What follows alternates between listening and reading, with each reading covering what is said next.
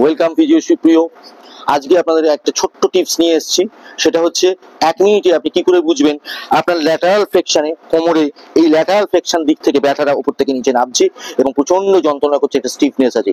তার জন্য 1 মিনিটে আপনাকে সুন্দর একটা এক্সারসাইজ ডেমনস্ট্রেশন দেবো। আপনারা দেখুন এবং বাড়িতে প্র্যাকটিস করুন, আশা করি বেটার ফিল করবেন।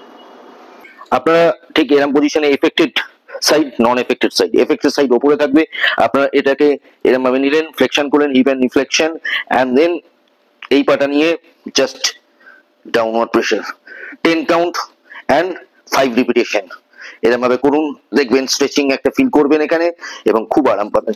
তো এই ছোট ছোট টিপস এর জন্য ফিজিও সুপ্রিয়কে দরকার।